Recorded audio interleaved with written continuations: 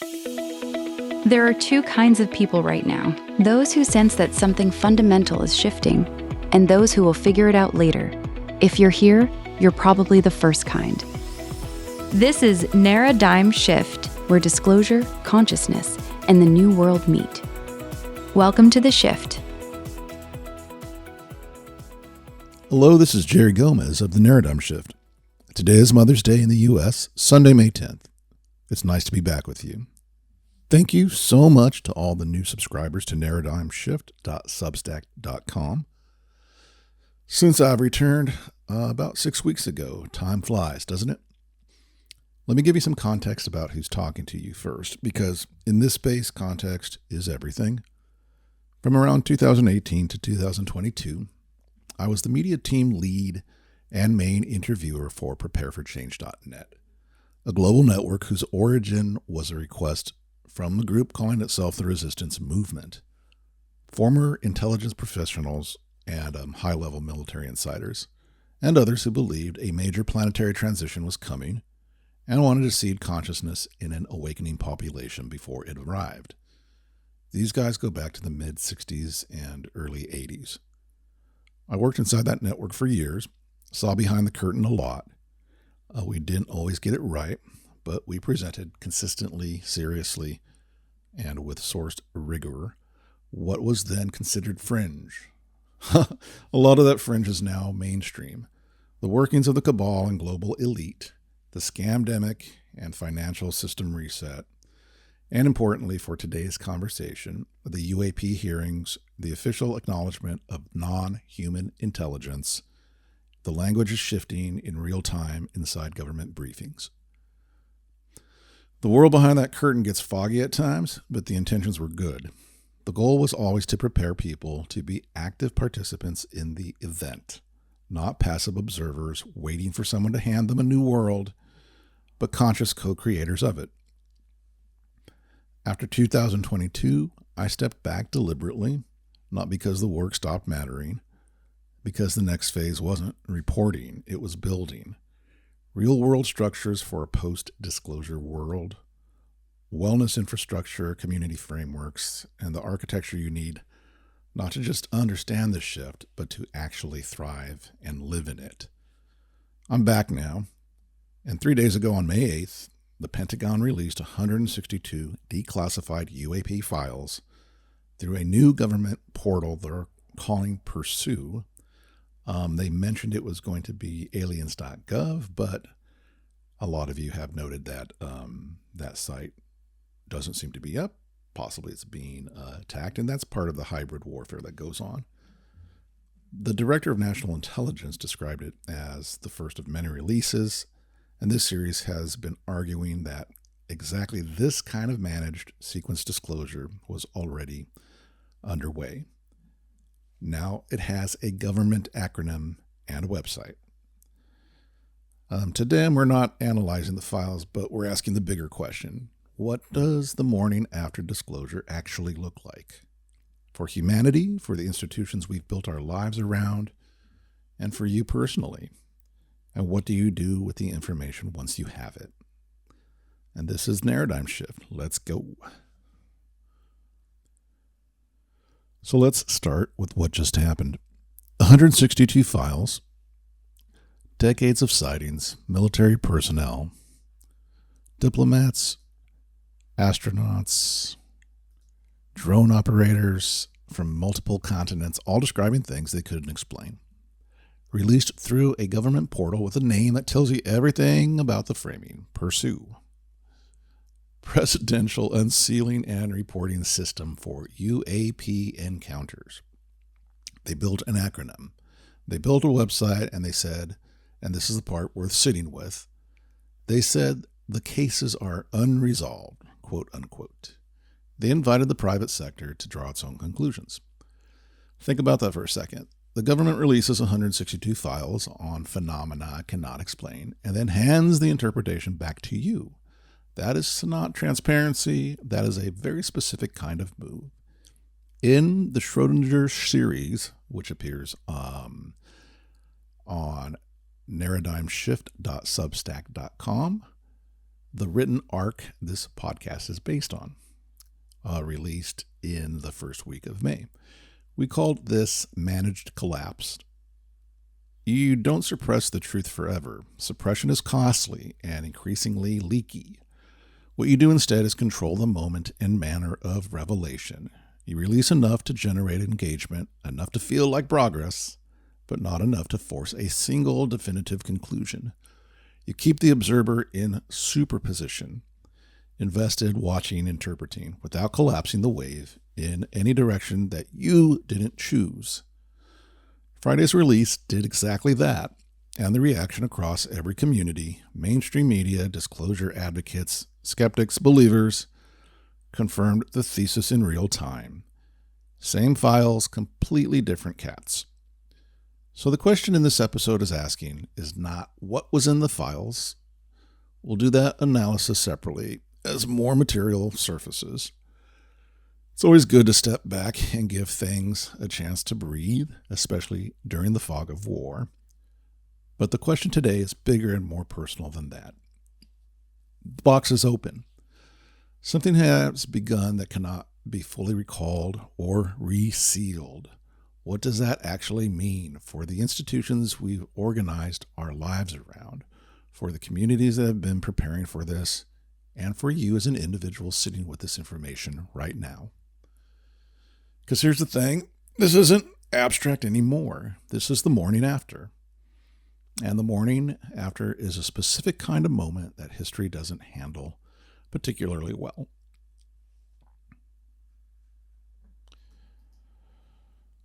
The first question. When a population discovers it has been kept from information of this magnitude, the first response is rarely philosophical. It's personal, it's immediate, and it sounds like this. Who knew, for how long, and why? That question is coming. For many people, it's already here, and the honest answer, traceable across the declassified record, across whistleblower testimony, across the congressional hearings of the last 7 years, is that the suppression of UAP reality has been systemic, multi-generational, and structurally embedded in this post-war national security apparatus. Not a few bad actors, a feature, a design characteristic of institutions that concluded somewhere in the mid-20th century that the population couldn't be trusted with this information. That managing the epistemological framework, controlling what counted as real, controlling the narrative, was more important than the truth it was suppressing. So why? Governments knew, defense contractors knew, academic institution who research depended on maintaining the consensus knew, media organization whose access to power depended on not asking certain questions knew, or chose not to look. And the people who rose through those systems, some understood exactly what they were participating in.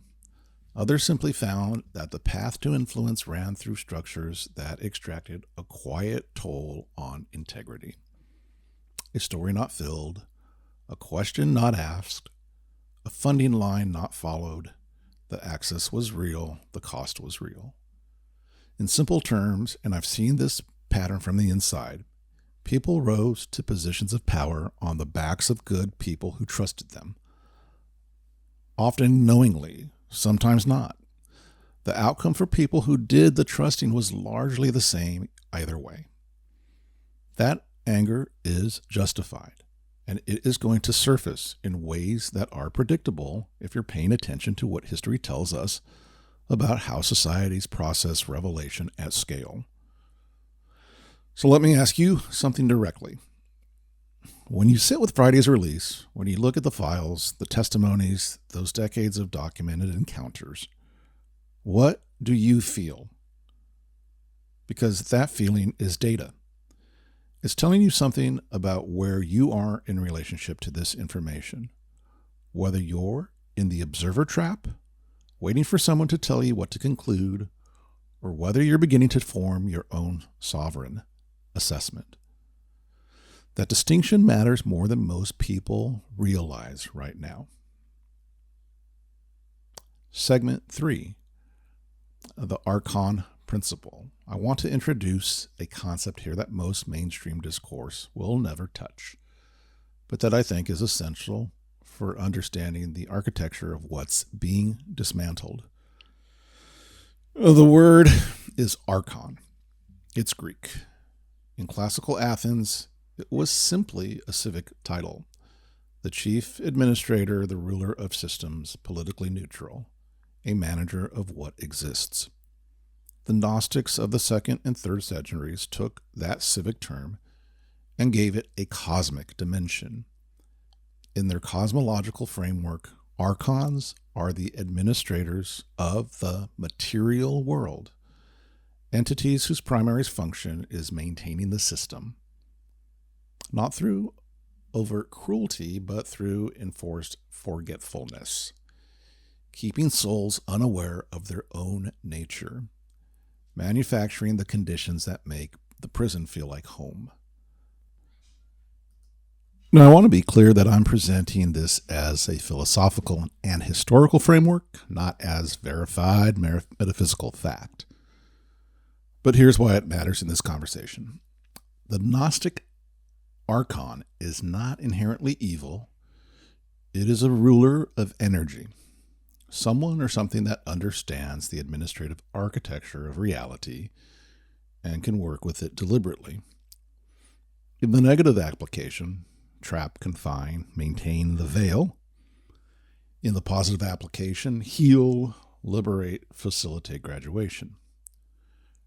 Rudolf Steiner, one of the most serious esoteric scholars of the modern era, made exactly this point. These forces serve evolutionary purposes when correctly understood. The Earth is not a prison to escape. It is a field of transformation. And why that matters right now? Because the work of Cobra, whose work I followed and engaged with closely for years, and whose cosmological framework draws directly on this tradition, uses the Archon concept to describe the control architecture that has maintained the suppression of NHI reality. The demiurge in his framework maps precisely onto the Gnostic demiurge. This is not a modern invention of the alternative media space. It's nearly 2,000 years old, suppressed by early Christian orthodoxy precisely because of how directly it challenged institutional authority. And here's the thing that links all of this to Friday's release.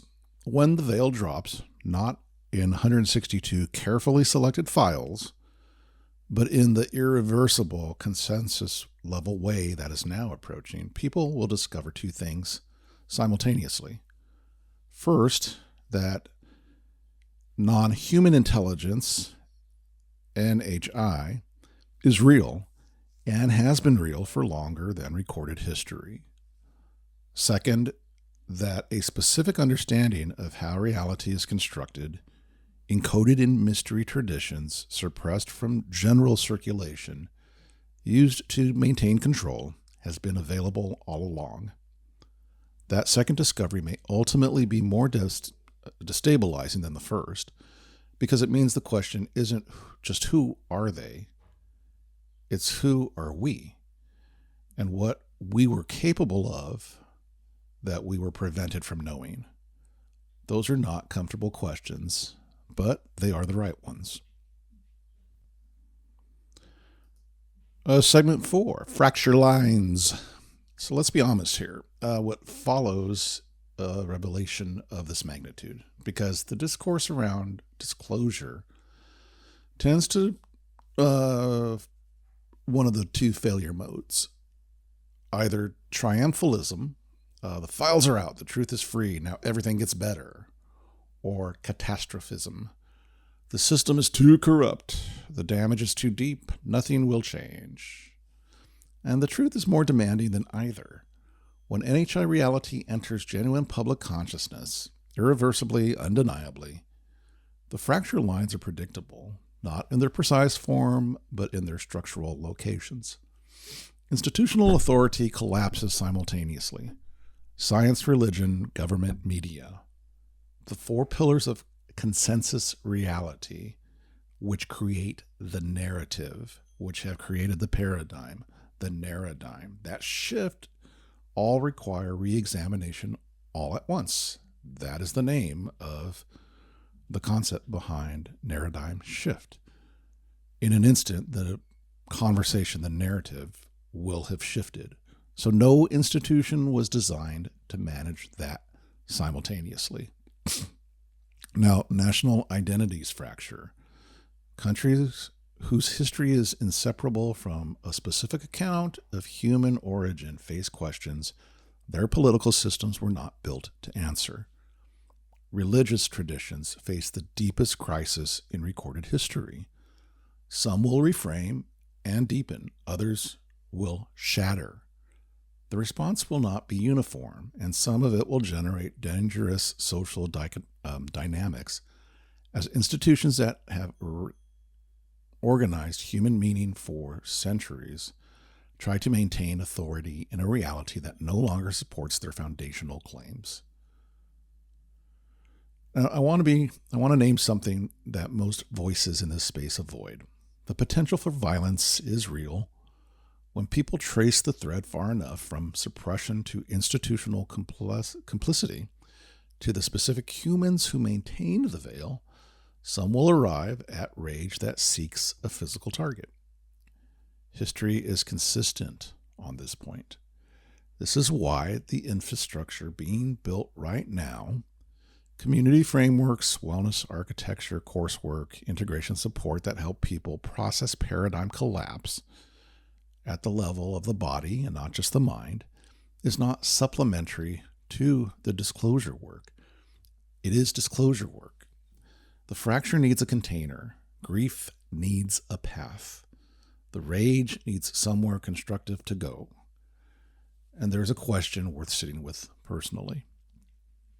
When this hits people in your life who haven't been preparing, your family members, your colleagues, the people who thought you were a little out there for following this subject, what is your role in that moment? Are you the person who says, "I told you so"? Are you the person who already built the bridge they need to cross? That choice is being made right now in how you hold this information and what you do with it. Segment 5, what comes next? Let me shift towards something that doesn't get enough airtime in this space. Not what was suppressed, not who did it, but what becomes possible when it's genuinely over. The historical comparisons people reach for, post-war Germany, post-Civil War America, are instructive but limited. Both involve societies rebuilding after foundational rupture. Both took generations.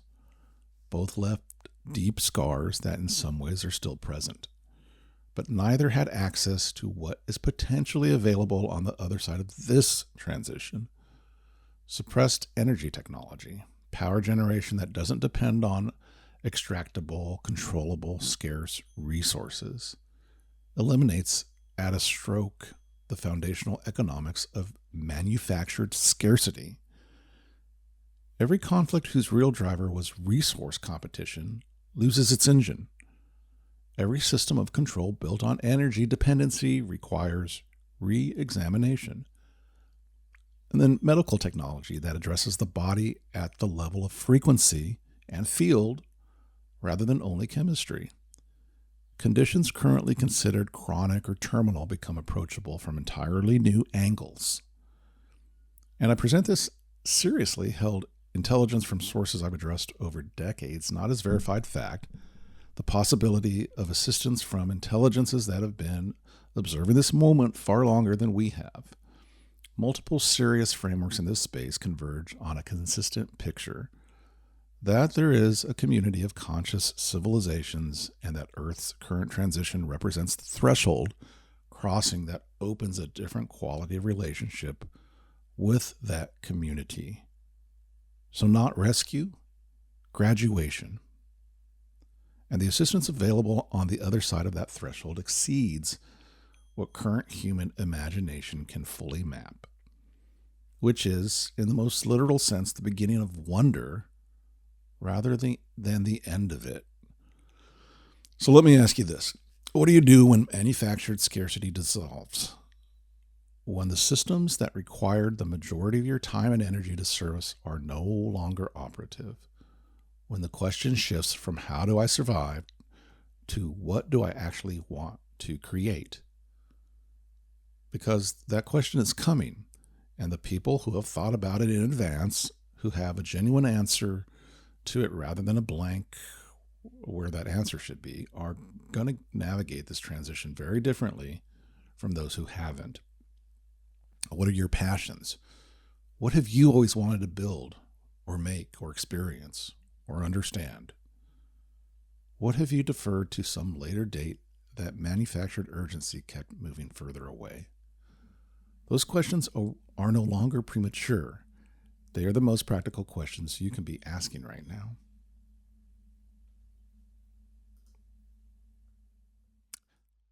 Segment 6, Children in the Garden. So I want to close with an image that I keep coming back to as the right orientation for this period.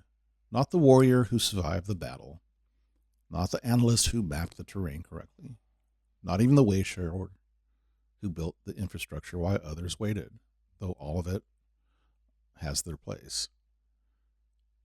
More, a child in a garden, present, curious, unafraid, approaching what comes next with the assumption that it is fundamentally interesting rather than fundamentally threatening. Think of Yoda, not as a religious figure, but as an archetype. Yoda is not innocent. He's seen everything, carried everything, outlasted everything. The lightness, the playfulness, the capacity for joy in the presence of difficulty. These are not qualities of someone who has suffered. They are the achievement of someone who moved through suffering without being defined by it, who arrived after everything at the conclusion that existence is worth being present for. We can all be a little bit more like Yoda. For those who have been preparing, who sensed what was coming, who did the inner work alongside the outer work, who held this vision when it wasn't popular, profitable, or provable, the arrival of this period is going to feel like recognition, not surprise. Recognition. The world catching up to what you already knew was possible. That recognition is its own form of graduation. The garden is being prepared. The light is already changing. Approach what comes next with curiosity rather than fear, with wonder rather than dread, with the understanding that anything is possible when enough conscious beings put their minds and hearts to it. For those with eyes to see it, it always was. Okay, well, that's the episode for today. If this conversation is opening something new for you, I'd ask you to do one thing. Share it with someone who's ready for it, not to convince them, just to plant a seed. You'll find the full Schrodinger series of 5 written articles covering everything we touched on today and more at naradigmshift.substack.com. The analysis of the specific files released Friday is coming. There's a lot more to discuss as the releases continue. I believe we're in an extraordinary moment. I believe preparation matters, and I believe that the people who understand what they are looking at right now have a responsibility, not just to themselves, but to everyone around them who is about to need a hand. So this is Gerry, Naradigm Shift. Stay curious, stay sovereign, and keep building. Whatever the question, love is the answer. Until next time.